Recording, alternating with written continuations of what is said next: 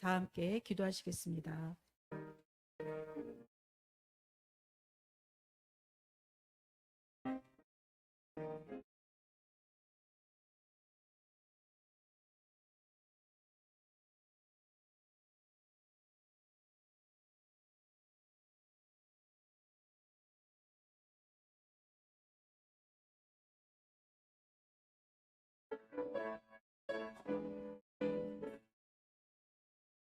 빛나고 높은 보좌와 그 위에 앉으신 그 예수 얼굴 영광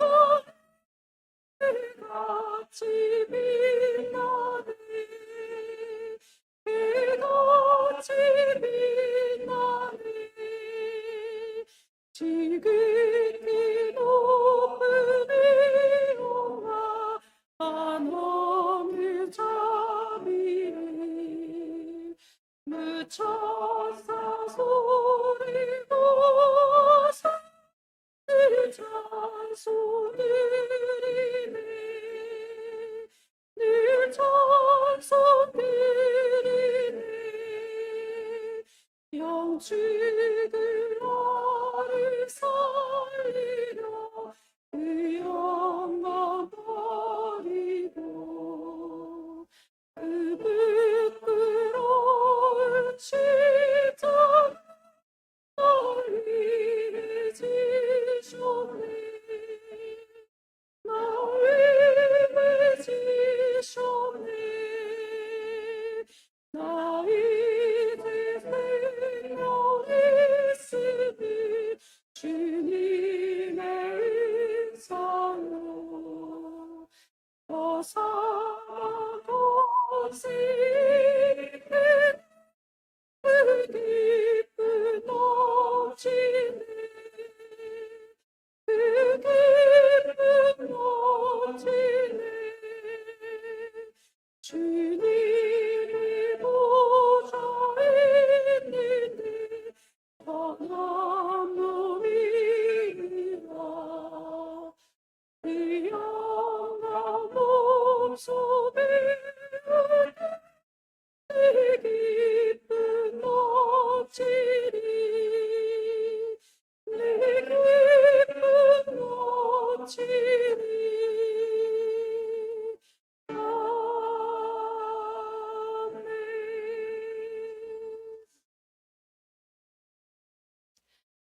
너희 안에 이 마음을 품으라. 그는 근본 하나님의 본체시나 오히려 자기를 비워 종의 형체를 가지사 자기를 낮추시고 죽기까지 복종하셨으니 곧 십자가의 죽으심이라.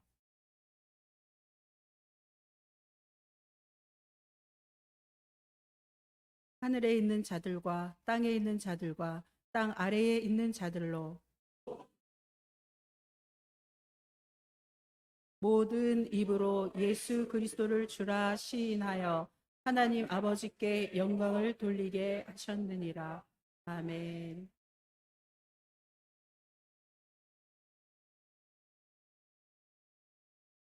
온 세상이 다 당하여서 참 빛이 없었더니 그 빛나는 영광 나타나 그 세상 빛이었네. 영광이지 영광이지 하늘의 빛이 비추었네. 영광이지 영광이지 이 세상이 비추고 지지 예수님 주 말씀을 믿는 사람은 그 마음이 시원하고 주 명령을 주의하는 자 그 길이 환하겠네. 영광이지 영광이지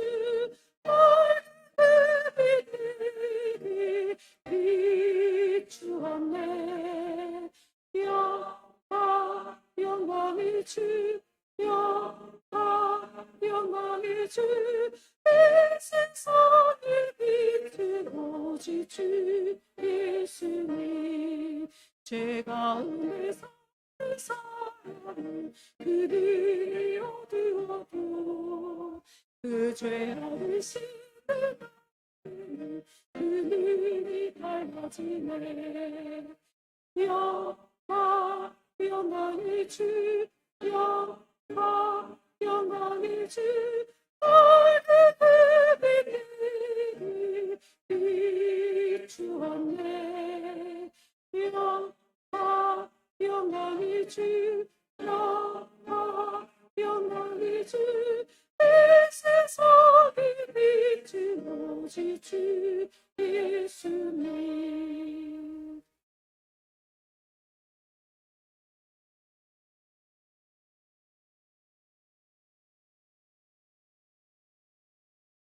거룩하신 하나님 아버지, 감사합니다. 우리들을 자녀로 삼아주시고 이 험난한 세상에서 주님의 은혜로 살아가게 하시는 하나님을 찬양합니다. 오늘 믿음의 공동체로 우리 모두를 하나 되게 하시고 예배하게 하심을 감사드립니다. 신령과 진정으로 예배드릴 때 그리스도의 영광만이 나타나게 하시고 성도들에게 기쁨과 감사로 충만하게 하옵소서. 올해 유난히도 길었던 장마와 태풍으로 전국 곳곳에 많은 사람들이 피해를 입었습니다. 전 세계가 기상이변과 재해로 말미암아 고통받는 사람들이 수없이 많은 것은 이 땅을 살아가는 사람들의 죄악 때문입니다.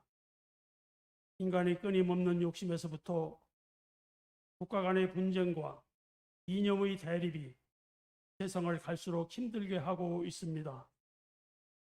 어려움에 처해 있는 이재민들에게 주님의 긍휼함을 입혀주시고 믿음과 사랑으로 더불어 살아가는 세상이 되게 하시기를 간구하나이다.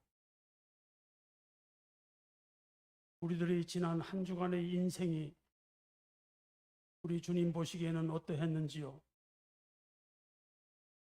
열심히 살지 못하고 세월을 낭비하였다면 우리를 용서하여 주시고 혹여 작은 것이라도 충성인 종으로 살았다면 더욱 겸손함으로 나아가게 하옵소서.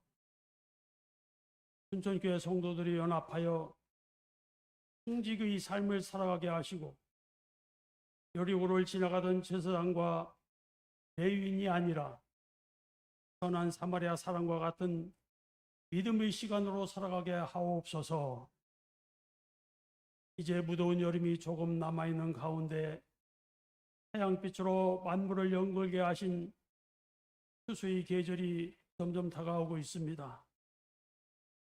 성도들이 오는 가을에 어떻게 추수할 것인지 정리하고 기도함으로 모두 아름다운 수확을 거두게 하옵소서. 지금까지 교회 행사 때마다 주님이 도우시고 우리를 함께해 주셨습니다. 8월의 교회 중요한 사업에 온 성도들이 힘을 모아서 이루어가게 하시고 모두가 기뻐하는 잔치가 되게 하옵소서. 특별히 전도 축제와 사마리아 사역을 새롭게 추진할 때 우리 모두가 헌신하고 봉사함으로 이 행사에 주님이 인정하시고 이것들이 주님 이웃에게 감동을 주는 일이 되게 하옵소서.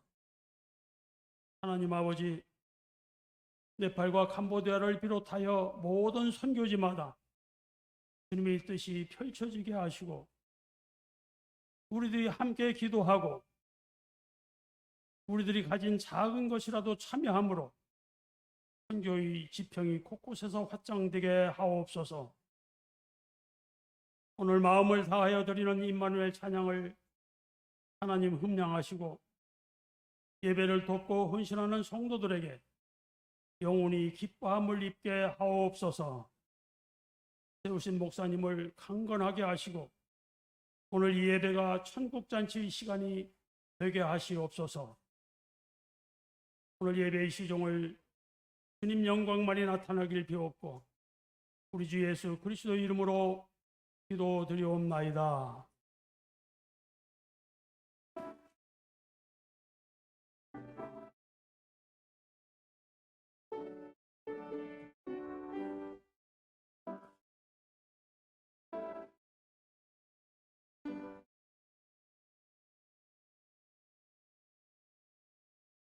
평화 인사 나누겠습니다. 앞뒤로 인사 나누시면 좋겠습니다.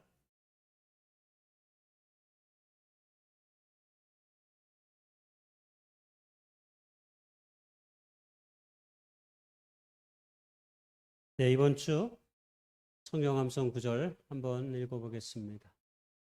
자, 요한일서 5장 13절의 말씀입니다. 시작.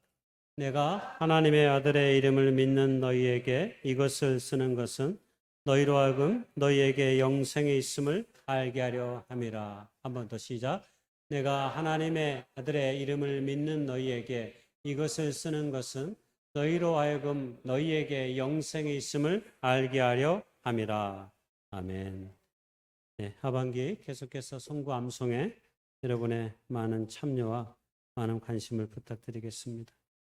네, 우리 구역 미션 얼마 안 남았는데요. 네, 2주간 오늘은 믿음 구역이, 다음 주에는 기쁨 구역이 여름나기 구역 미션 할 예정입니다. 여러분 늘 기도해 주시고 이런 기회를 통해서 더욱더 구역들이 믿음 안에서 단합되어지고 하나님의 뜻을 이루어갈 수 있는 복된 모임들이 다 될 수 있기를 소망합니다. 전도축제 준비위원회 그 발족의 모임을 조금 미루었습니다. 8월 27일 날 가지려고 하니까요. 1, 2에서 기도해 주시고 또 우리가 9월부터 하려고 하는 선한 사마리아 사역, 우리가 샌드위치를 만들어서 아침에 학생들을 위해서 주려고 계획 가운데 있습니다. 여러 가지로 고민과 기도가 많은데요. 하나님께서 좀 지혜를 주셔서 잘 어디 베이커리랑 협력을 할까 그런 고민도 제가 지금 하고 있고요. 아는 데가 있어서 아직 얘기를 못 했는데 다음 주쯤에 한번 만나서 사장님을 알아요. 제가 가서 한번 나눠볼 생각입니다. 서로 윈윈하는 마음으로. 아니면 또 우리가 직접 만들 수도 있고요. 그래서 여러 가지로 지금 계획을 세우고 있는데 하나님께서 잘 선한 길로 인도하시기를 무엇보다 소망하고 계획 가운데 있습니다. 여러분 많은 관심 부탁드리겠습니다. 예, 우리 교회를 방문해 주신 모든 분들께 감사하고요. 우리 오늘 김인혜 집사님 동생분이 아니 박정우 형제 박정우 형제 동생분이랍니다. 우리 박수로 한번 하내 가겠습니다.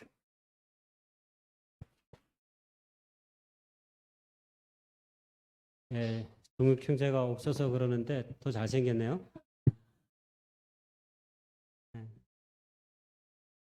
예, 그다음에 우리 예전에 제가 서울에 있을 때 같이 신앙생활했던 우리 집사님 부부인데 잠깐 왔습니다. 인사 한번 하시죠. 예.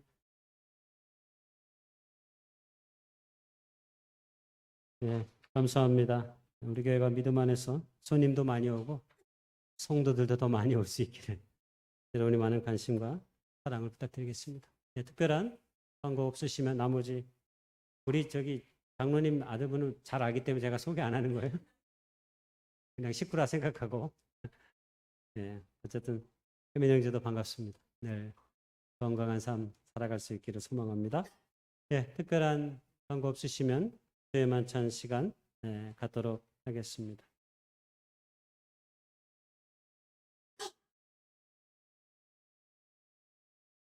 하나님의 말씀 잠언서 16장 18절의 말씀입니다. 교만은 패망의 선봉이요 거만한 마음은 넘어짐의 앞잡이니라. 다니엘서 5장에 나오는 이 그림은 유명한 화가 렘브란트가 그린 그림입니다. 성경에 따르면 저 벨사살 왕이 귀족 1000명을 모아가지고 잔치를 벌였습니다. 선왕인 느부갓네살 왕이 예루살렘 성전에서 온갖 금과 은그릇을 다 가져왔습니다. 한마디로 빼앗아 온 거죠. 그래서 그것에 대한 감격과 기쁨이 그들에게 있으니까 귀족들을 다 불러다 놓고 나라의 귀족들을 불러다 놓고 잔치를 벌인 겁니다. 온갖 술을 마시면서 맛있는 음식을 먹고 잔치를 벌이는 그때 갑자기 벽에서 사람의 손가락이 나타나서 왕궁 촛대 맞은편 석회벽에 글자가 써지기 시작합니다.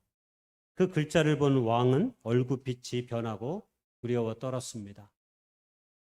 그 내용은 히브리어로 메네메네 데겔 우바라신이라는 이름이었는데 그 뜻은 간단하게 얘기하면 이 왕이 하나님의 저울에 부족하여서 결국 죽임을 당할 것이다. 무너질 것이다 라고 하는 얘기고 결국 성경에는 이 왕이 그날 밤 죽임을 당하고 메레 사람 다리오가 새롭게 나라를 다스렸다라고 하는 이야기가 성경에 쓰여지고 있습니다. 사람이 자신의 노력으로 많은 것을 이루는 것 같고 때로 거기에 흥청망청 우리의 삶의 순간들을 보내다 보면 어느 순간 우리의 삶이 하루아침에 무너질 수도 있음을 늘 생각해야 합니다. 그래서 우리가 세상의 많은 일들에 일희일비 하지 말아야 되는 이유가 거기 있지요. 오늘 당하는 조금의 어려움이 내일도 지속되리라는 보장이 없습니다. 도리어 내일에는 찬란한 태양이 우리의 삶 가운데 비칠 때가 있고 또 오늘 내가 조금 잘 나간다고 하여서 그것으로 우리 어깨를 들썩거리고 교만할 이유가 없습니다. 내일 또 다른 삶의 환경이 우리의 삶 가운데 다가올 수도 있기 때문입니다. 그러므로 우리는 늘 겸손한 자세로 우리에게 주어진 생애의 순간들을 처음부터 끝까지 잘 살아갈 이유가 있는 거죠. 우리 구주 예수님께서는 십자가의 상에서 자신이 공생애 동안 겸손하게 살아왔던 그 삶의 모습을 그대로 마지막까지 보여주셨습니다. 우리는 이 떡과 이 잔을 통해서 주님께서 십자가에서 행하신 그 놀라운 고난의 은혜를 기억하는 것입니다. 그러므로 하나님의 백성들은 이 떡과 이 잔을 먹고 마시면서 날마다 주님의 십자가 앞에 겸손히 서 있는 자신을 무엇보다 발견할 수 있기를 소망합니다. 우리 안에 있는 어둠을 몰아내고 교만하고 자랑하고 우쭐대고 때로는 더 가지고 싶은 욕심의 마음들을 하나둘씩 몰아낼 때 우리는 더욱더 주님을 닮은 겸손함으로 이 땅을 살아갈 수 있지 않을까 생각합니다. 오늘 이 떡과 이 잔을 대하는 모든 사람들이 그렇게 주님의 겸손한 마음, 우리의 삶을 다시 한번 맡기는 다짐이 있어질 수 있기를 소망합니다. 우리가 떼려고 하는 이 떡은 예수 그리스도의 몸을 기념해서 우리가 함께 나누는 것입니다. 분병을 위해 기도하겠습니다.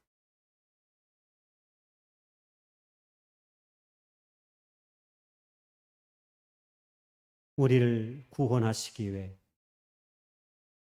사랑하시기 위해 자신의 생명을 던졌던 우리 주님처럼 그렇게 우리도 세상의 평안을 위해 그리고 불화한 우리들의 삶을 위해 기꺼이 우리의 생명을 주님께 맡기며 나아가는 그 겸손함이 우리 안에 있게 도와 주옵소서. 그래서 이 떡을 대하는 손길들이 우리를 하나 되게 하신 하나님의 그 놀라운 사랑에 부끄러움을 당하지 않을 수 있도록 우리를 인도해 주시옵소서. 예수님의 이름으로 감사하며 기도했습니다. 아멘.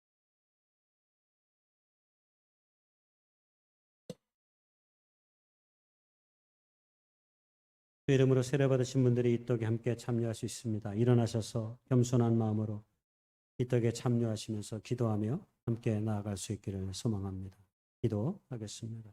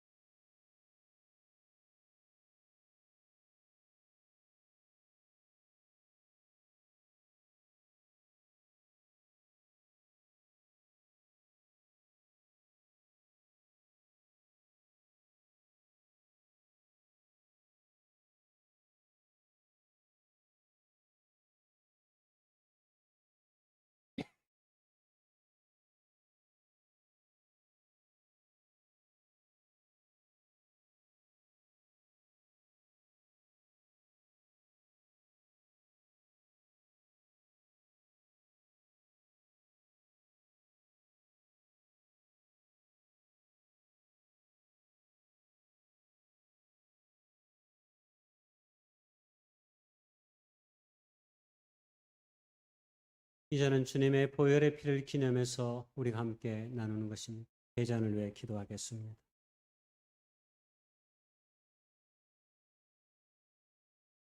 피는 곧 생명이라고 말씀하신 주님,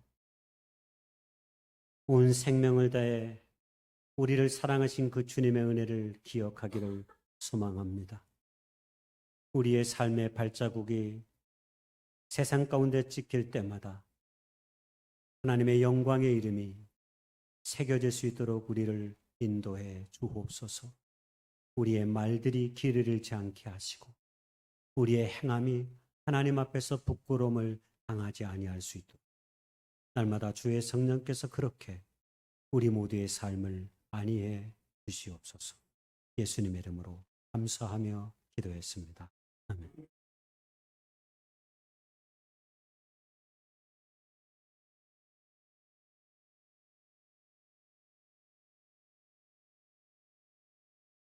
주님의 전에 참여하시면서 우리가 드릴 찬양 231장 찬양 드리겠습니다.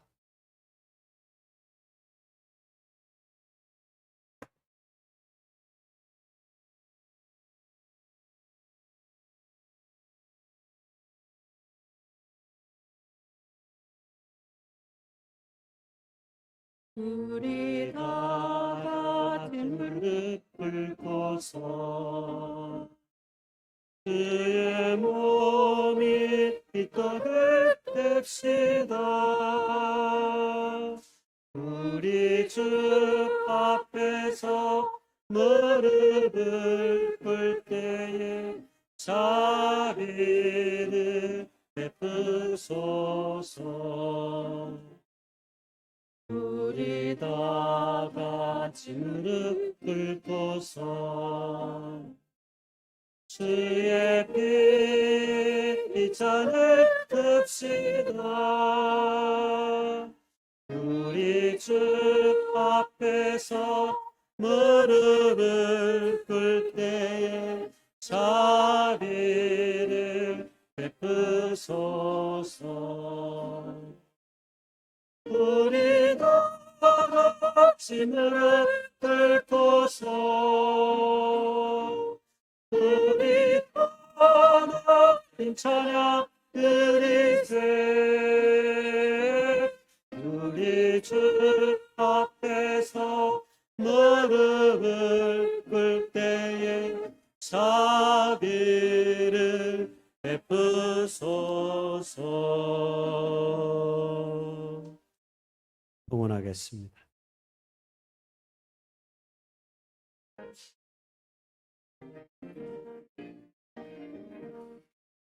지금까지 지내온 것 주의 크신 은혜라. 한이 없는 주의 사랑 어찌 이루 말하랴. 자나깨나 주의 손이 항상 살펴주시고 모든 일을 주 안에서 영통하게 하시네.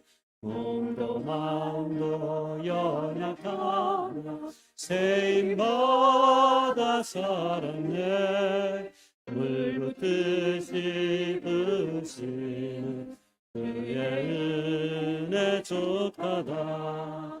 사랑 없는 거리에 험한 손길에 맬 때 그의 손을 굳게 잡고 상승하며 가리라. 주님 다시 배우려고 날로 다가와 무거운 짐 주께 맡겨 것을 알고 멀잖네. 나를 위해 예비하신 고향 집에 돌아가 아버지의 품 안에서 영원토록 살리라.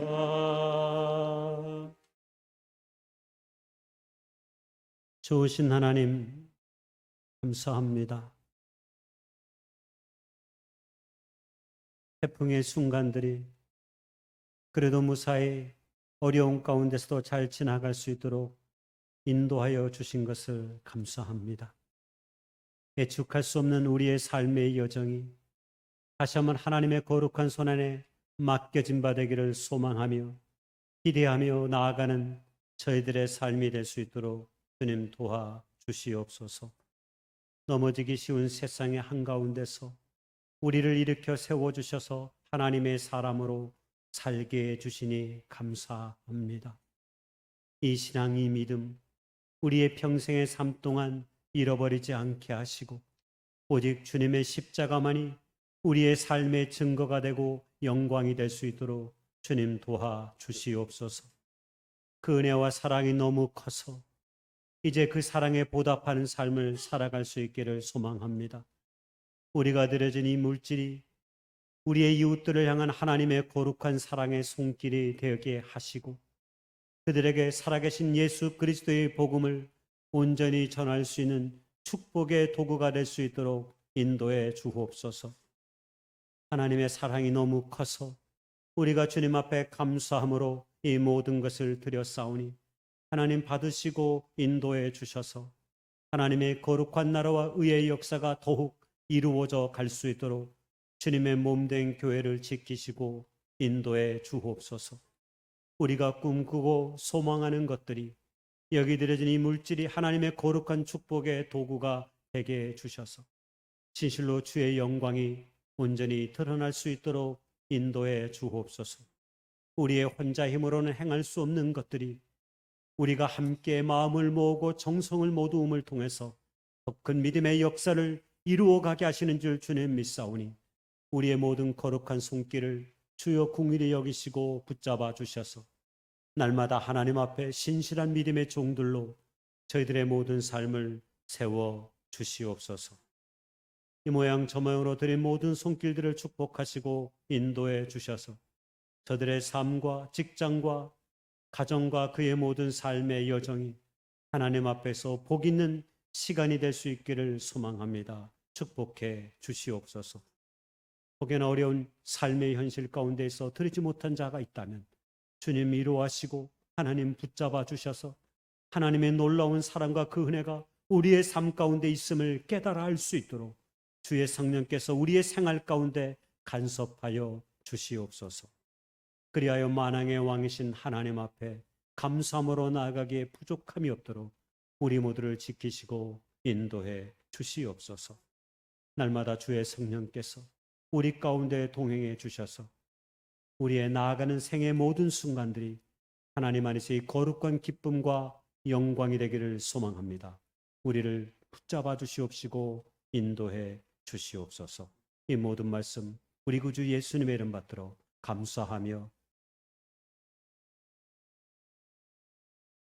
간절히 기도드렸사옵나이다. 아멘.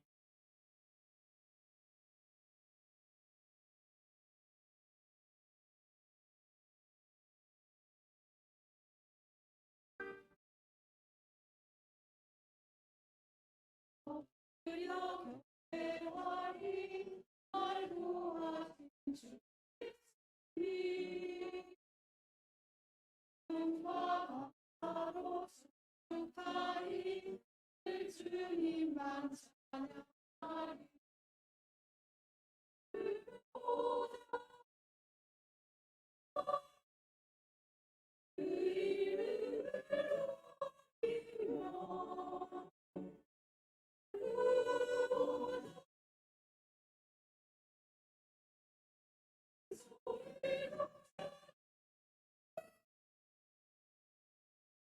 주 앞에 엎드려 경배하리. 날 구하신 기쁨과 감사로 승하리. 늘 주님만 찬양하리.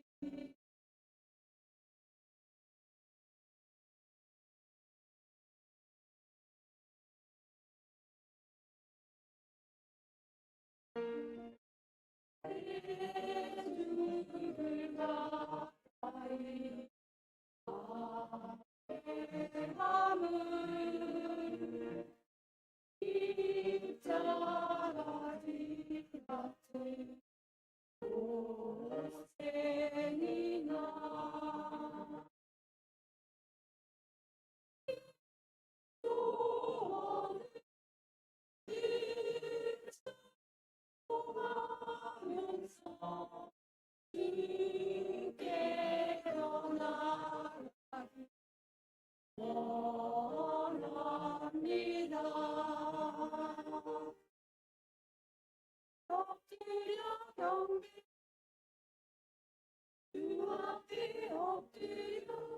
경배하리 그 주님 찬양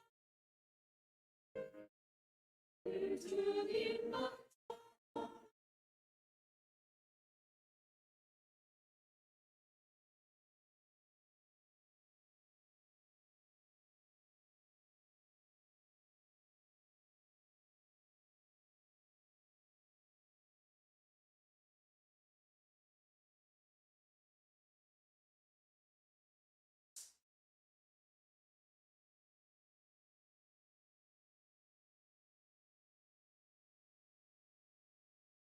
말씀 사사기 장 22절에서 3절 말씀입니다. 그때 이스라엘 사람들이 기드온에 이르되 당신이 우리를 미디안의 손에서 구원하셨으니 당신과 당신의 아들과 당신의 손자가 우리를 다스리소서 하는지라. 기드온이 그들에게 이르되 내가 너희를 다스리지 아니하고 나의 아들도 너희를 다스리지 아니할 것이요 여호와께서 너희를 다스리리라 하니라. 기드온이 또 그들에게 이르되 내가 너희에게 요청할 일이 있으니 너희는 각기 탈취한 귀고리를 내게 줄지니라 하였으니 이는 그들이 이스마엘 사람으로 금 귀고리가 있었음이라. 우리가 대답하되 우리가 즐거이 드리리라 하고 겉옷을 펴고 각기 탈취한 귀고리를 그 가운데에 던지니 기드온이 요청한 금 귀고리의 무게가 금 1700세겔이요 그 외에 또 초석달 장들과 해물과 미디안 왕들이 입었던 자색 의복과 또 그 외에 그들의 낙타목에 둘렀던 사슬이 있었더라. 기드온이 그 금으로 에봇 하나를 만들어 자기의 성읍 오브라에 두었더니 온 이스라엘이 그것을 음란하게 이함으로 그것이 기드온과 그의 집에 볼모가 되니라. 미디안이 이스라엘 자손 앞에 복종하여 다시는 그 머리를 들지 못하였으므로 기드온이 사는 40년 동안 그 땅이 평온하였더라. 요아스의 아들 여루바알이 돌아가서 자기 집에 거주하였는데 기드온이 아내가 많음으로 그의 몸에서 낳은 아들이 70명이었고 세겜에 있는 그의 첩도 아들을 낳았으므로 그 이름을 아비멜렉이라 하였더라. 요아스의 아들 기드온이 나이가 많아 죽음에 아비에셀 사람의 오브라에 있는 그의 아버지 요아스의 모실에 되었더라. 기드온이 이미 죽음에 이스라엘 자손이 돌아서서 바알들을 따라가 맹하였으며 또 바알 브릿을 자기들의 신으로 삼고 이스라엘 자손이 그의 모든 원수들의 손에서 자기들을 건져내신 여호와 자기들의 하나님을 기억하지 아니하며 또 여루바알이라 기드온의 이스라엘에 베푼 모든 은혜를 따라 그의 집을 후대하지도 아니하였더라. 오늘 하나님의 말씀 기드온의 삶의 명함 이런 말씀의 제목으로 나누기 원합니다. 지금 여자 월드컵이 지금 열리고 있어요. 여자 월드컵은 남자 월드컵에 비해서 별로 인기가 없습니다.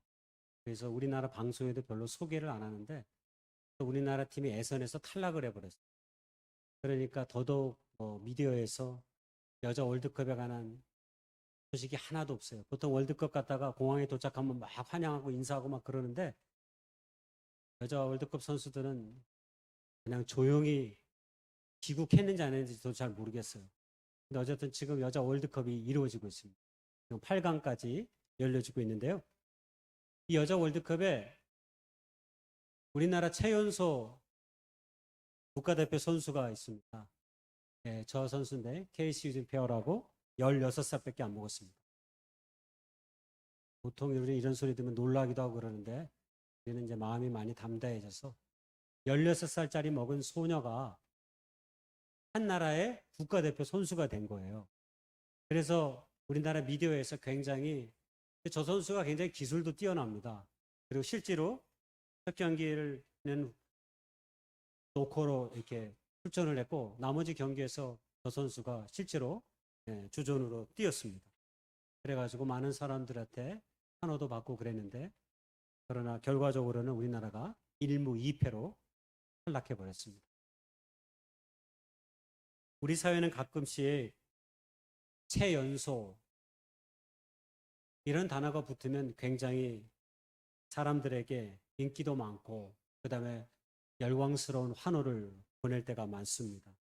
최연소 박사학위, 최연소로 고위 공직자 대열에 끼은 사람들, 그다음에 또 최연소의 골프 선수, 그리고 나이에 아주 적은 나이에 어떤 사업적인 성공을 거둔 사람들, 어린 나이에 일찍 성공을 거둔 사람들에 대해서 우리는 굉장히 많은 열렬한 환호와 발채를 보낼 때가 많이 있습니다.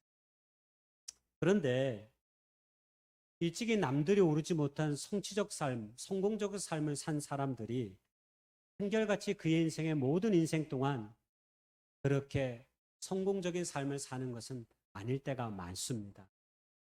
잠시 피었다가 지는 꽃처럼 우리는 그것을 화무시비롱 그렇게 말합니다. 그리고 때로는 건불심려 이렇게 말하기도 하죠. 얼마 가지 않아 우리가 이루었던 성취적인 삶이 무너지는 것을 경험하고 빗대어서 우리는 이런 말들을 자주 사용합니다.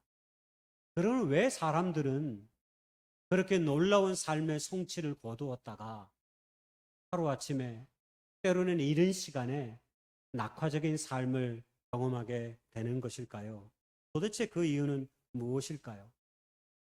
오늘 우리가 읽었던 사사기 8장에 나오는 원래 6장부터 나오는데 기드온의 그 성공적인 삶의 스토리가 꼭 그러합니다. 놀라운 성취와 성공의 삶을 기드온의 삶 가운데 임했지만 그 삶이 주르는 또 다른 한마디로 그늘이 짙게 끌려진 것을 오늘 우리가 읽었던 말씀 속에 있습니다. 우리가 계속 사사기를 통해서 제가 이 여름에 남양 특집이라고 하는 제목으로 지금 시리즈 설교를 조금 주제 설교지만 시리즈 설교를 하고 있는데 정말 서늘한 기운이 들 정도의 가슴 오싹한 이야기들이 사사기서에는 많이 나옵니다. 그래서 제가 이 말씀을 준비하면서 사사기를 읽다가 사사기가 이렇게 슬픈 말씀이었구나, 이렇게 고통스러운 아픔의 서사로 가득하구나 하는 것을 너무나 많이 깊이 느꼈습니다. 그러면서 어쩌면 이것이 우리의 삶의 역사, 우리의 삶과 그렇게 멀리 있지 않다라고 하는 생각을 거듭하게 됐습니다. 입다가 딸을 번제로 바치고요. 같은 지파의 사람들을 발음을 잘못해가지고 42,000명을 하루아침에 나루토에서 다 죽여버리기도 하고요. 그리고 오늘 우리가 읽은 이 본문에는 없지만 이 본문 다음에 나오는 기드온의 아들의 이야기가 나오는데 그 이야기 이따 소개하겠지만 더 처참한 배다른 형제 70명을 자기가 왕이 되기 위해서 한꺼번에 죽이는 역사도 이 기드온의 삶과 역사와 무관하지 않습니다. 사사기는 너무 가슴 아픈 장입니다. 사사기는 우리가 잘 알듯이 이스라엘 백성들이 드디어 애굽에서 탈출하여 광야 40년을 거쳐 가나안 땅에 들어왔습니다. 왕이 없는 시대를 살게 된 거죠. 왜냐하면 애굽 땅에서 왕정 시대가 갖고 있는 그 폭압적 현실을 너무나 많이 목격했기 때문에, 그리고 그 왕이 갖고 있는 그 폐해를 너무나 잘 알았기에 하나님께서는 이스라엘 백성들을 왕이 없는 진정한 왕은 오직 하나님이시라고 하는 이 신앙의 고백으로 이스라엘 민족의 신정의 국가로 온전히 살아가기를 원했던 것입니다. 그리고 이스라엘 민족도 거기에 동의해서 이 가나안 땅에 왕이 없는 시대를 살고 있었던 것입니다. 왕이 없는 시대다 보니까 이스라엘 민족이 주변에 침략을 많이 당했습니다. 어려움을 많이 겪었습니다.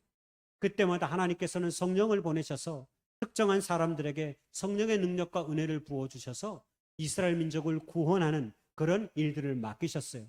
우리는 그런 사람들을 사사 이렇게 말합니다. 그래서 대부분의 사사는 군사적 지도자로서의 역할을 합니다. 그리고 일상의 삶의 현실로 돌아가면 재판관의 역할을 하기도 하는 거죠. 그런 속에 이 사사기서가 기록되어 있는 것입니다. 그래서 수많은 사사들은 하나님의 쓰임을 받습니다. 하나님의 능력 가운데 별 볼 일 없는 자들이 하나님의 능력에 덧입어서 이스라엘 민족을 구원하는 역사의 일들을 기록한 이야기가 사사기입니다. 그리고 오늘 우리가 볼 기드온도 마찬가지입니다.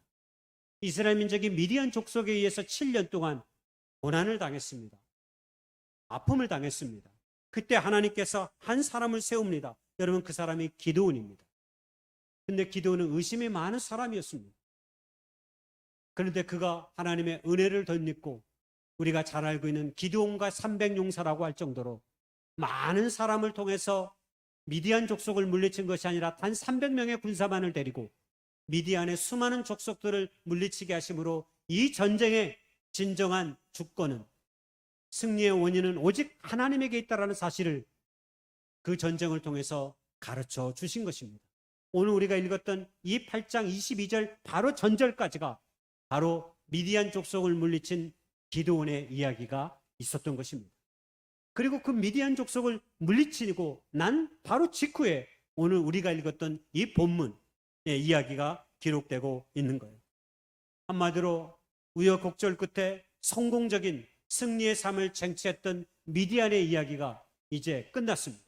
그리고 전쟁이 끝난 바로 다음의 이야기가 오늘 우리가 읽었던 이 본문 속에 소개되고 있는 거죠. 원래 기드온은 농부의 아들이었습니다. 기드온이 농부의 아들이었기 때문에 누구보다도 이스라엘 민족이 당하는 아픔을 잘 알아요. 사사시대 이스라엘 민족이 겪는 대부분의 아픔은 주변에 있는 나라들, 암몬, 미디온, 블레셋 이런 나라들이 이스라엘 민족을 쳐들어와 가지고 꼭 추수 때 쳐들어와요. 추수 때 쳐들어와 가지고 애써 추수한 곡식들을 다 뺏어가 버립니다. 그러니 이스라엘 백성들은 먹을 것이 없게 되고 탄식하게 되는 거예요. 그때마다 하나님께서는 군사적 지도자로 한 사람을 세워서 적군을 물리치게 하고 다시 빼앗겼던 것을 다시 돌이키게 하는 그런 역사를 이루는 거죠. 이 기드온도 마찬가지였습니다. 누구보다도 농부의 아들이었기 때문에 이 모든 사실을 잘 알았기 때문에 하나님의 부르심을 받고 미디안을 물리치고 이스라엘을 구원하는 하나님의 구원자가 된 것입니다. 한마디로 전쟁의 영웅이 된 것입니다. 전쟁의 영웅. 왕이 없던 시절이다 보니까 수많은 미디안의 족속을 물리치고 전쟁의 영웅이 된 기드온에게 이스라엘 백성들이, 이스라엘의 장로들이 마음에 소원이 있었어요. 자기들이 자꾸 왕이 없다 보니까 늘 이런 어려움을 겪어요. 왕이 없다는 얘기는 뭐냐면 이스라엘 민족이 행정적 질서가 전체적으로 한 구조 안에 있지 못하다는 거예요. 그냥 지파별로 모든 일들이 이루어지고 또 정규 군인이 없기 때문에 문제가 있을 때마다 이스라엘 지파의 20세 이상의 성인 남자들을 불러 모으다 보니까 시간도 많이 걸려. 그리고 그 전쟁이 끝나면 다시 일상의 삶으로 돌아가. 그러니까 정규군이 없다 보니까 전쟁을 치르는데 굉장히 취약합니다. 왕이 없다 보니까 모든 질서가 또 일목요연하지 않습니다. 그런 어려움이 지속되니까 자꾸 그들의 마음속에 하나님이 원하시지 않는 헛된 꿈들이 생겨나요. 그게 바로 뭡니까? 왕입니다. 왕. 그러니까 특히 이 자리에 기드온이 미디안 족속을 물리치니까 기드온에게 백성과 장로들이 당신이 우리의 왕이 좀 되었으면 좋겠습니다 라고 요청을 하기 시작합니다. 이스라엘은 신정국가이기 때문에 하나님이 왕이시거든요.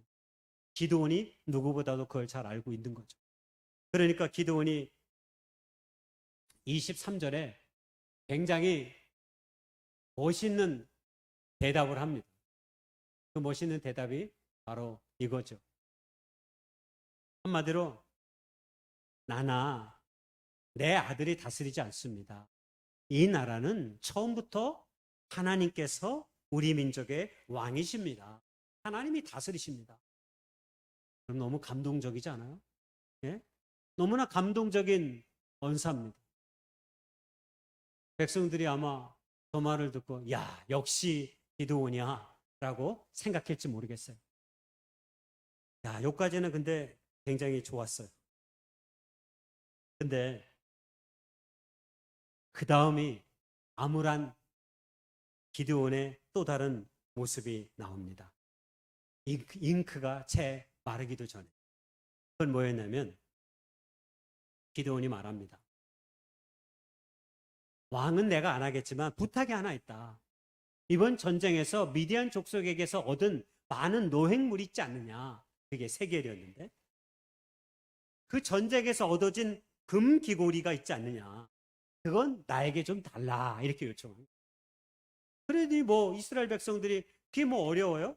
그게 처음부터 자기 것도 아니었고 순전히 기드온이 앞서워서 이 전쟁을 승리로 이끌었기 때문에 그 금 귀고리쯤 얼마든지 기드온에게 줄 수 있었던 거죠. 그래서 그걸 줬는데 성경에 말했는데 성경에 말하기를 1,700세겔이래요. 1,700세겔. 한국 돈으로 제가 환산하니까 10억 원. 10억 원을 갖게 된 거예요. 얼마나 큰 돈인지 모릅니다. 기드온이 이 전쟁을 승리로 이끌고 나서 사실은 이 전쟁의 승리자의 1등 공신은 하나님이시죠. 하나님께서 이 모든 전쟁을 거의 승리로 이끄신 거죠. 물론 기드온이 그 앞장서서 그 일을 치르긴 했지만 말입니다. 그런데 기드온이 이 많은 돈을 받은 것도 문제지만 왜냐하면 이 돈을 받은 것은 결국 이 전쟁의 공이 내게 조금 있지 않느냐라고 하는 속마음인 거잖아요. 근데 이 속마음이 더 구체화됩니다. 백성들에게 얻어진 이 금 귀고리로 제사장이 입는 금 에봇을 만들어요. 금 에봇. 금 에봇은 대제사장이 입는 옷입니다. 그리고 거기에 우림과 둠빔이라고 하는 하나님의 뜻을 나타내는 것을 부착해 놔요. 그래서 하나님 앞에 늘 물을 때 이 우림과 둠빔을 통해서 이 주사위 같은 거, 주사위처럼 이렇게 묶게 되는 일인데 그게 제사장의 옷에 부착해 놓습니다. 금 에봇을 만들어서 우림과 둠빔을 부착해 놓은 거죠. 여러분 이스라엘 백성들이 하나님이 가장 싫어하시는 것이 무엇인지 누구보다도 잘 알고 있는 사람들입니다. 여러분 그게 뭡니까? 우상을 숭배하는 것입니다. 이스라엘 백성들이 애굽에서 수많은 우상을 목격했습니다. 그래서 이스라엘 백성들을 애굽에서 구해낼 때 하나님께서 애굽의 우상들을 다 멸하셨어요. 상징적으로. 그게 10가지 재앙입니다. 메뚜기, 개구리, 이 할 것 없이 애굽에는 그렇게 수많은 것들을 우상으로 삼고 지낸 민족입니다. 그래서 그 10가지 재앙은 우상을 혁파시키신 하나님의 힘과 관련되어 있어요. 그래서 하나님은 우상을 그 무엇보다도 싫어하셨어요. 만유의 주 되신 하나님은 그래서 형상이 없으십니다. 형상을 만들지 말라고 하셨어요. 그런데 사람들은 자꾸 무엇인가를 만들음을 통해서 거기에 의지하기를 원하죠. 하나님은 그렇게 어떤 물건을 만들어 놓고 거기에 내 무엇이 있는 것처럼 의지하는 삶을 원치 않으셔요. 오늘 이 시대도 마찬가지죠. 사람들이 예를 들어 독수리를 만들어 놓고 여러분 하나님이 저 독수리와 같습니다 라고 말한다면 어떻게 될까요? 보여지기 쉬우니까 사람들이 아마 쉽게 하나님을 알 수 있을지 모르겠어요. 그러나 그 독수리가 하나님이라고 말하는 순간 하나님은 그 독수리의 형상 안에 하나님의 모든 힘과 그 모든 상징과 그 내용이 다 갇혀 지낼 수밖에 없어요. 예를 들어서 힌두교에서 소를 우상으로 섬깁니다. 그래서 제가 인도를 가보니까 인도의 골목마다 너무 지저분해요. 왜? 소똥이 가득합니다. 소가 막 지나다녀요. 심지어 소가 도로를 막 지나다닙니다. 똥을 싸면서. 그러면 어떤 일이 벌어지나요? 차들이 사람들이 다 소를 비켜서 지나갑니다. 소가 아무리 거리를 휘젓고 다녀도 어떻게 할 수가 없어요. 왜? 신의 형상이기 때문에. 힌두교 사람들은 소를 신의 형상으로 생각하기 때문에 소 피하다가 사고 납니다. 사람 피하다 사고 나는 게 아니라 소 피하다가. 소가 엄청 잘 먹고 대접을 잘 받습니다. 그래서 거리에 쏘는 똥의 크기도 엄청 큽니다. 소의 똥들을 보신 적 있으세요? 많이 쌉니다. 많이 먹고 많이 싸요. 근데요, 인도에 노숙자들이 많아요. 길거리에서 한 데서 잠자다가 추위에 쓰러져 죽는 사람도 많아요. 얼마나 비율배반적입니까? 먹을 것이 없어서 쓰러져 죽는 사람이 처반인 그 나라에, 해반인 그 나라에 소들은 잘 먹고 잘 살면서 거리를 휘젓고 다니는 거죠. 여러분, 이게 우상의 또 다른 모습입니다. 여러분, 이 금으로 만든 에봇이 결국 이스라엘 백성들에게 어떻게 다가옵니까? 성경은 말하기를 기드온이 금으로 만든 이 에봇을 결국 어디에? 자기의 성읍 오브라에 두었다라고 말합니다. 자기 집에 둔 겁니다.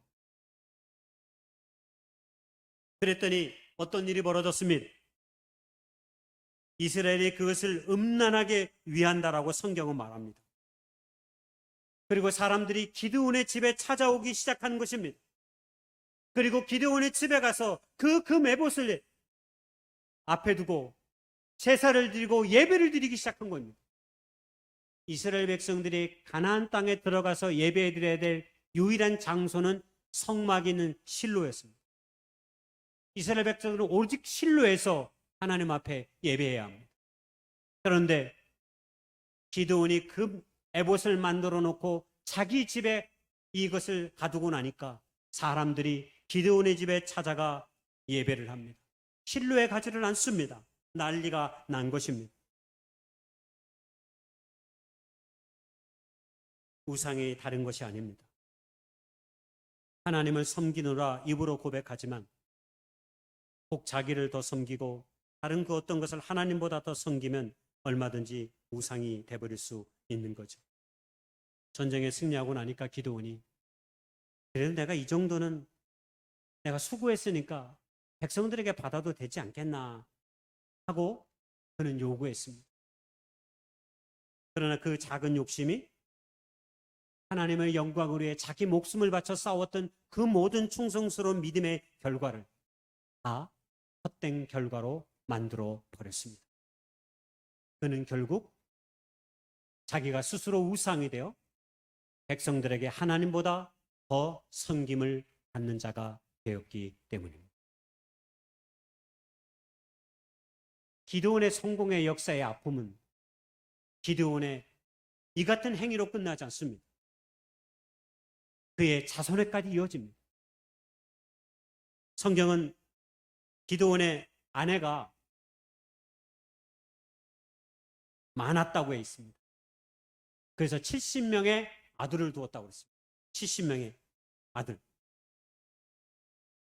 아들만 있어. 딸은 소개가 안 됐어. 딸도 있었을 거예요, 분명히. 딸이 얼마가 있는지는 몰라. 그러니까 엄청나게 많은 부인을 통해서 딸과 아들이 많았을 거예요. 근데 성경은 보통 남성 중심으로 조금 써진 게 있어서 아들만 70명이라고 소개가 됐어요. 근데 그것뿐입니까? 세겜에 첩도 두었어요. 세겜에 첩도. 많은 아내도 부족해서 세겜에 첩을 두었어요. 근데 여러분, 세겜이 예루살렘에서 세겜까지 가려면 무려 50km예요. 북쪽으로. 50km 지점에 첩을 둔 거예요. 부끄러움을 조금 알아서 그랬는지는 모르겠지만 어쨌든 여러분 생각해 보세요. 당시 걸어서 다녔는데 상당히 먼 그곳에 첩을 둔 거예요. 이건 기드온이 갖고 있는 자신의 권력이 얼마나 큰 오만함의 결과로 나타나는지를 보여주는 거예요.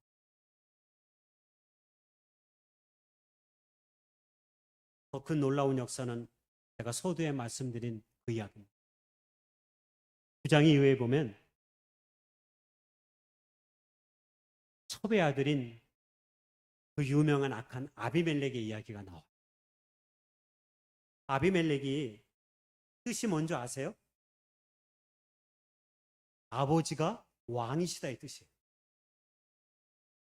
이거 굉장히 의미가 있어요. 기드온이 그러니까 평소에 왕이 되고 싶어 했던 것 같아요. 여러분, 우린 가끔 우리의 자녀의 이름을 아버지나 조상이 못 이루는 소망을 담고 자녀에게 그 이름을 붙여줄 때가 있어요. 예? 조금 너는 지혜롭게 살았으면 좋겠고, 너는 조금 현명한 사람이 되었으면 좋겠다라는 이름으로 딸과 아들에게 그 이름을 붙여줄 때가 많아요. 근데 지금 아버지가 첩의 아들인 이 아비멜렉에게 아비멜렉, 아버지는 왕이시다. 결국 자기가 왕이라는 이야기를 아들의 이름을 그렇게 지음으로써 행한 거예요. 기드온은 농부의 아들이었지만 전쟁을 승리로 이끌고 난 이후에 그의 마음속에 다른 마음이 들어왔던 것 같아요. 눈부신 삶의 성취를 통해 이전에 갖지 않았던 겸손한 마음이 아니라 다른 마음이 그의 마음에 끼어들었던 것 같아요. 그러니까 이 아비멜렉이 자기가 왕이 되기 위해서 베다른 형제 70명을 반석 위에서 다 죽여버립니다. 얼마나 참혹한 일인지 모르겠습니다. 아버지가 자기의 이름을 아버지는 왕이시다는 이름으로 붙여줬으니 아들에게는 얼마나 자기도 모르게 그럼 내가 비록 첩의 아들이긴 하지만 아버지가 나를 이렇게 이름 붙여준 것은 내가 무엇인가 의미가 있지 않겠느냐. 아버지의 힘이 나에게 뭔가 실어주기 위해서 나를 이렇게 이름 붙인 거 아니겠느냐. 여러분 그런 마음이 얼마든지 들 수 있습니까? 없습니까? 있을 수 있습니다. 불순한 마음이 그의 마음에 찾아든 것입니다. 이전에 갖지 않았던 마음이죠. 내 삶의 주인이 하나님이시라는 사실을 밀어내고 어느 순간부터 내 작은 삶의 성취가 그 성공이 때로 우리의 삶에 그렇지 내가 이렇게 힘있고 능력 있는 사람이야 라고 나도 모르게 우쭐대고 거만하고 오만한 삶의 자리에 앉을 때가 있는 거죠. 대부분 그러한 마음은 공교롭게도 꼭 우리의 삶에 어떤 것을 이룰 때 일어나요. 평소에는 겸손하게 지내다가도 어떤 일들이 잘 되고 남들이 갖지 못한 어떤 것들을 얻게 되면 왠지 우리의 마음속에 이상한 마음이 비집고 들어올 때가 있는 거죠. 창세기 3장 5절에 보면 뱀이 하와를 유혹할 때 뭐라고 유혹했습니까? 선악과 나무를 따 먹으면 너도 하나님처럼 된다고 했어요. 하나님처럼. 하나님의 자리에 설 수 있다고 생각하는 것, 바로 이것이 인간 타락의, 인간 제약의 시작이었음을 여러분 기억할 수 있기를 바랍니다. 여러분 자식이 아무리 똑똑해도 위대해도 부모의 자리를 대신할 수는 없습니다. 인간이 아무리 위대해도 하나님의 자리에 서 있을 수는 없습니다.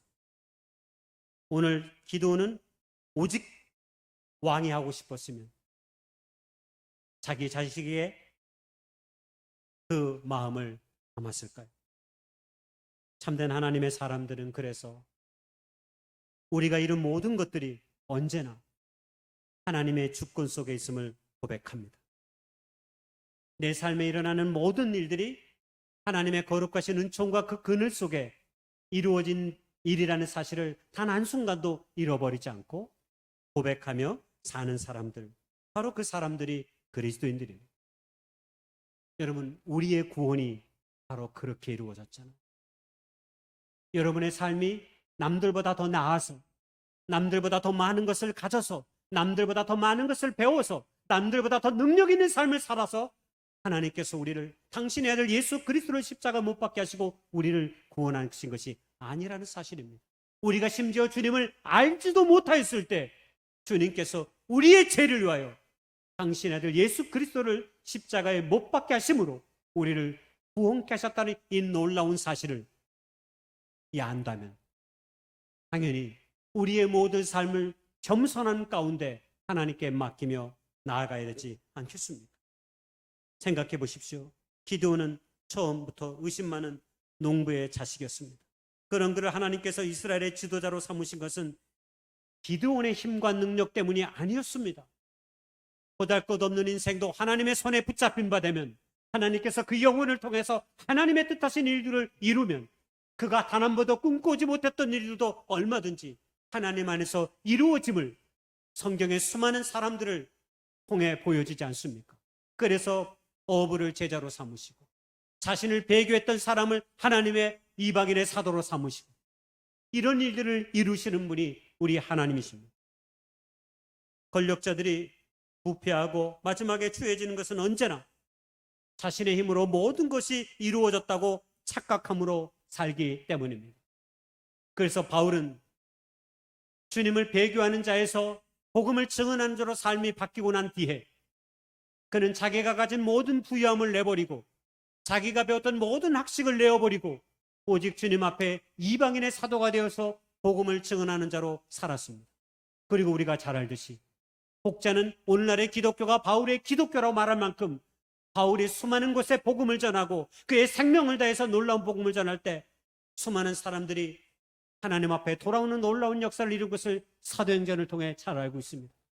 그럼에도 불구하고 바울은 한결같이 뭐라고 고백합니까?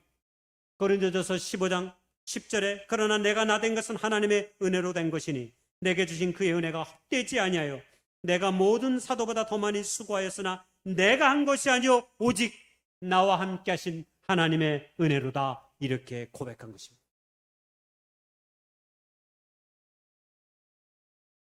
우리의 삶의 성취의 마지막 순간에 우리가 고백해야 될 단 하나의 고백이 있다면 바로 이 고백이어야 합니다.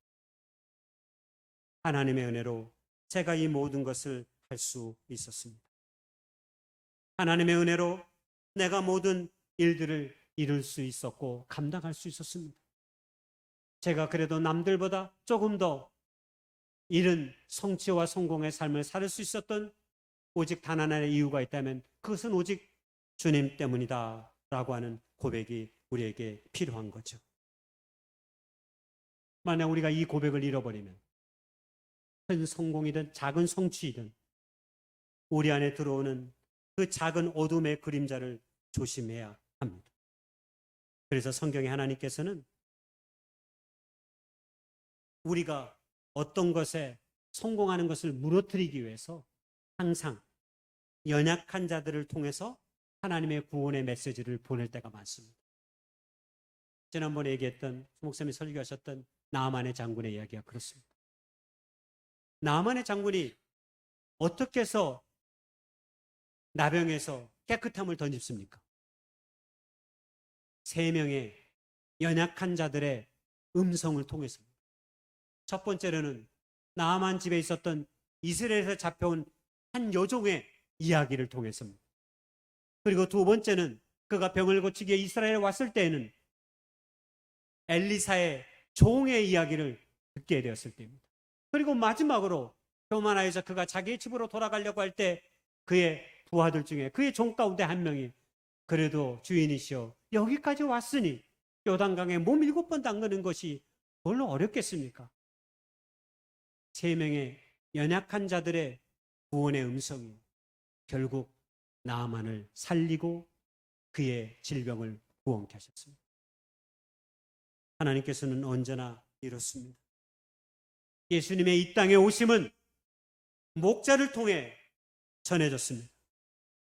그리고 하나님께서 이 모든 구원의 역사를 저 척박한 이스라엘 땅에서 미국이나 중국이나 잘 나가는 유럽의 땅이 아닌 이 땅 가운데 가장 척박한 땅 이스라엘, 그 강원도만한 땅을 살고 있는 그들을 통해서 하나님의 구원의 역사의 음성과 그 메시지가 선포되게 하셨습니다. 그리고 심지어 우리 주님께서는 만왕의 왕으로 이 땅에 오셨지만 호텔이나 부자의 안방에서 태어난 것이 아니라 마국간의 구유에서 태어나심을 통해서 오늘 이 땅에서 그리스도 예수를 믿는 자들이 걸어갈 삶의 길의 태도를 그분의 생애의 삶을 통해 그 시작과 그 끝을 통해 우리에게 다 보여주셨습니다. 가장 비천한 말구유에서 나셨고 가장 고통스러운 죽음의 형태는 십자가에서 자신의 생의 마지막을 보내셨습니다. 결론입니다. 그렇다면 오늘 우리의 삶은 어떠해야 되는 것입니까? 작은 성취나 작은 성공의 삶에 결코 취하지 아니하고 우리의 모든 삶을 언제나 주님께 맡기며 겸손한 가운데 자기를 세우는 신앙의 고투가 저와 여러분에게 많이 있어질 수 있기를 소망합니다. 예수님의 공생의 사역 내내 사람들이 예수님을 왕으로 삼으려 했습니다. 그때마다 예수님은 피해서 도망 다녔습니다. 그리고 마지막 예루살렘에 들어올 때는 수많은 사람들이 종려나무가지를 흔들며 호산나 호산나 다윗의 왕의 아들 오신 예수여라고 환호했습니다. 곧 나라를 바꿀 것 같아서 주님의 제자들은 주님께서 왕이 되실 때 저를 좌편에 저를 우편에 세워달라고 또 간청까지 하기도 했습니다. 그러나 주님은 그들의 모든 요구를 물리치시고 처음부터 끝까지 겸손의 자리로 자신의 삶을 밀어 넣으셨습니다. 예수님의 구원은 힘으로 얻는 것이 아니라 연약함을 통해 우리에게 다가왔다는 사실을 예수님의 삶을 통해 우리에게 그대로 보여주셨습니다. 그리스도 예수를 믿는 사람이라고 고백하는 저와 여러분의 삶 동안 할 수만 있거든 평생의 삶 동안 겸손함으로 하나님 앞에 나아갈 수 있기를 주님의 이름으로 간절히 축복하고 소망합니다. 이 시간 함께 기도하며 나아가기를 소망합니다. 주님, 잠깐 내 삶의 잘됨에 기뻐하고 만족해하는 삶이 아니라 우리의 시작보다 우리의 마지막이 더 아름다워지는 것이 기독교인의 신앙이라면 우리가 그 길 위에 서 있게 해달라고 고백하며 나아갈 수 있기를 소망합니다. 기도하겠습니다. 주님, 겸손한 자리에 우리의 삶을 세워주셔서 우리의 모든 삶의 주권자신 하나님에 대한 우리의 믿음의 신앙을 단 한순간도 잃어버리지 않게 도와 주시옵소서. 늘 우리가 서 있는 것이 우리의 힘과 능력으로 서 있는 것 같지만 우리 아버지께서 붙잡고 도와주시지 않는다면 한 한순간의 삶도 온전하게 나아갈 수 없음을 주님 압니다. 주님, 그러니 저희를 긍휼히 여겨 주옵소서.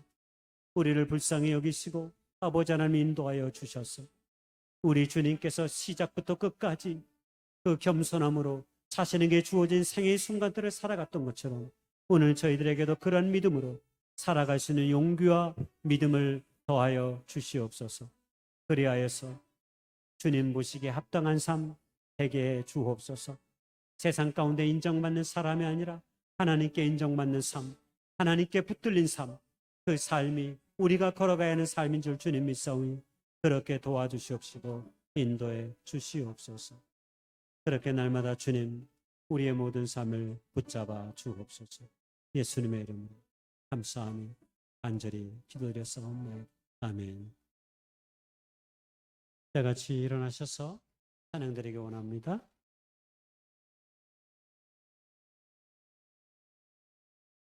너 하나님께 이끌리어 일평생 충만하라며 어려울 때 있으시고 언제나 지켜주시니 주 크신 사랑 있는 자 그 반석 위에 서리라. 너 설레는 맘 가득도 희망 주 기다리면서 은혜로우신 주의 뜻과 사랑에 만족하여라. 우리를 불러주신 주 마음에 소원하신다. 주 찬양하고 기도하며 내 복문 입서다라.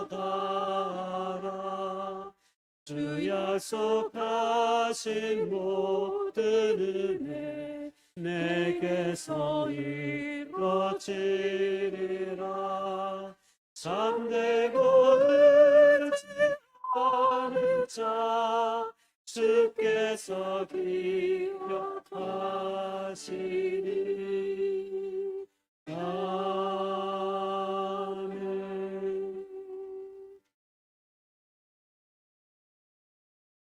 이제는 2000년 전에 이 땅에 오셔서 허물 많고 죄 많은 저희들 가운데 다가오셔서 십자가로 그 은혜를 보여주신 예수님의 그 은총과 우리 아버지 하나님의 그 놀라운 사랑과 성령님의 감화감동 내주 충만 교통하심의 역사가 오늘 다시 한번 작은 성취에 교만해지는 삶이 아니라 평생의 시간 동안 겸손의 삶으로 나아가기를 소망하는 춘천교회 모든 식구들과 이 예배 참여한 모든 사람들을 위해 지금부터 영원까지 함께 하시기를 우리 구주 예수님의 이름으로 간절히 축원하옵나이다. 아멘.